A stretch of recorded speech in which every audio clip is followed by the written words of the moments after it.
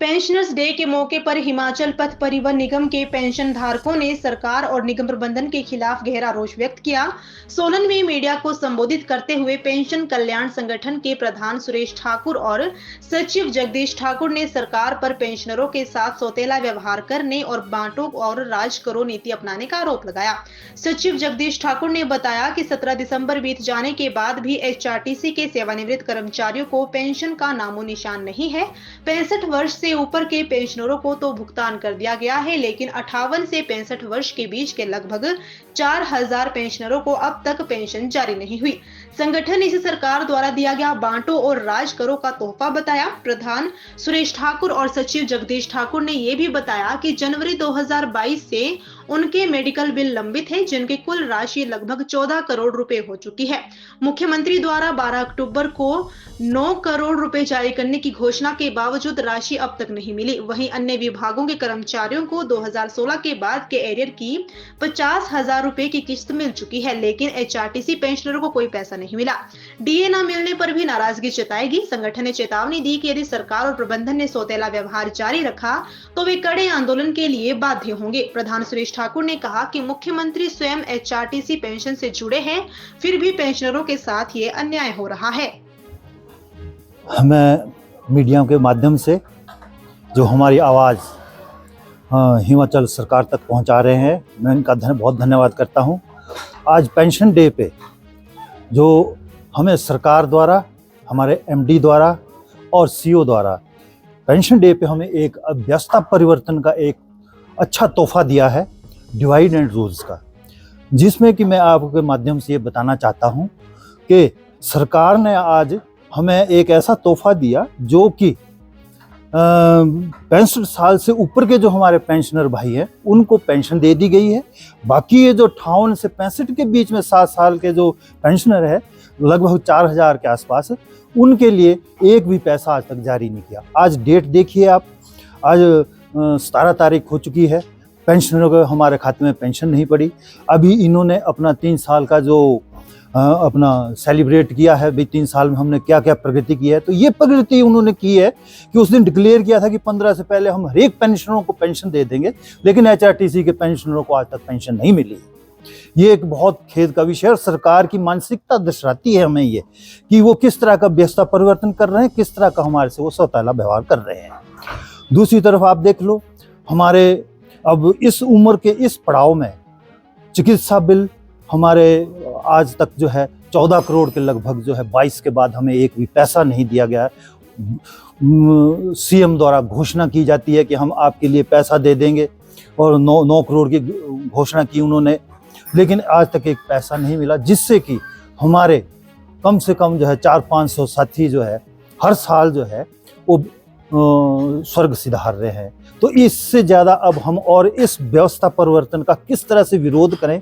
विरोध के होते हुए हम हर महीने जो है कोई ना कोई धरना प्रदर्शन, कोई ना कोई गेट मीटिंग के माध्यम से काले बिल्ले लगा के क्या मतलब बोलिए, एचआरटीसी का जो विभाग हमारा है, हमारी जो है ड्यू पड़ी हुई पेंशन हमें आज तक नहीं मिली है।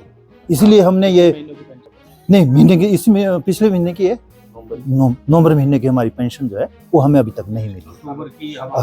अक्टूबर के 2/12 को मिली है।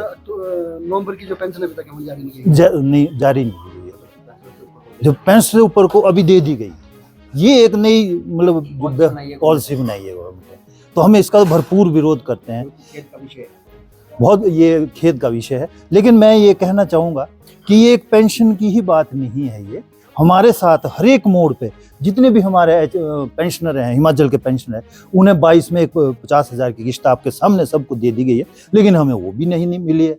दूसरी तरफ देखिए आप, दिवाली पे 3% डीए और उसका एरियर जनवरी से सब हर एक पेंशनरों को दे दिया गया। इवन कि हमारे एचआरटीसी के पेंशनरों को भी एमडी साहब ने, सीएम साहब ने उसे दे दिया है, लेकिन हम पेंशनर जो इस उम्र के इस पड़ाव में, हमें आज तक वो भी नहीं दिया गया।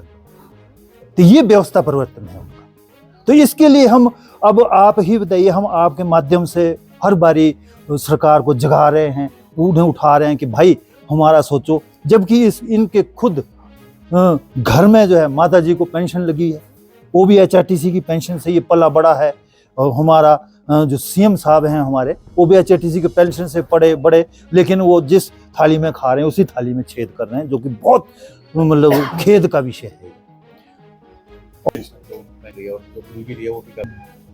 आज पेंशन डे पे बड़े खेद का विषय है कि हमारे HRTC के कर्मचारियों को, जो सेवानिवृत्त कर्मचारी है, उनको दिसंबर की 17 तारीख हो गई, लेकिन अभी तक जो है पेंशन का नामो निशान नहीं है।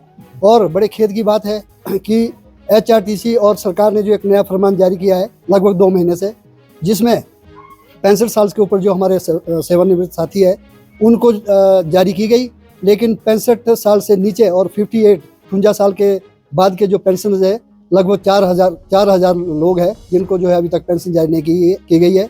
और इसके बावजूद हमारे वर्ष 2016 के बाद का जो एरियर है वो अन्य विभाग के कर्मचारियों को जो है 50,000 रुपये की किस्त मिल चुकी है, लेकिन हमारे सेवानिवृत्त कर्मचारी और कार्यरत कर्मचारी जो है पथ परिवहन निगम के, उनको जो है अभी तक कोई भी पैसा नहीं मिला। और इसके बाद हमारे मेडिकल बिल्स जो जनवरी 2022 से ड्यू है, लगभग 4 साल हो गए हैं और लगभग 14 करोड़ रुपए की जो राशि है वो बन चुकी है। और हमारे कुछ जो क्रॉनिक बीमारी से ग्रस्त हमारे जो पेंशनर्स है वो बेचारे स्वर्ग सिधार रहे हैं, क्योंकि उनको जो है समय पर ना पेंशन मिल रही है और ना मेडिकल बिल के जो है पैसे मिल रही है। जबकि माननीय मुख्यमंत्री महोदय ने 12 अक्टूबर 2024 को बीट्रॉफ में घोषणा की थी कि 9 करोड़ रुपए जो है आपको मेडिकल बिल का जारी कर दिया जाएगा, परंतु खेद का विषय है कि आज तक जो है वो 9 रुपए तक नहीं मिले।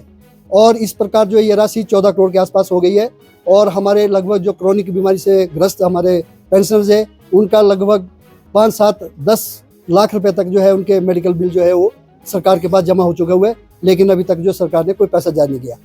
तो इसके साथ हमारे को जो है 3% DA जो अन्य विभाग के कर्मचारी और हमारे HRTC के कार्यरत कर्मचारियों को अक्टूबर माह के तनख्वाह में दे दिया गया था, लेकिन खेद का विषय है कि हमारे HRTC के जो 8500 हमारे पेंशन साथी है उनको 3% DA जो है अभी तक नहीं दिया गया है। तो सरकार और प्रबंधन जो इस प्रकार हमारे जो पेंशनर्स है उनके साथ सौतेला व्यवहार कर रही है, जो बिल्कुल बर्दाश्त नहीं होगा। और हम प्रबंधन और सरकार को चेता देना चाहते हैं कि आने वाले समय में अगर इस प्रकार की पॉलिसी चलाई जाएगी, इस प्रकार का हमारे साथ जो सौतेला व्यवहार किया जाएगा उसको बिल्कुल बर्दाश्त नहीं किया जाएगा। और आने वाले समय में हम किसी कड़े आंदोलन के लिए जो है हमारे को बाध्य होना पड़ेगा।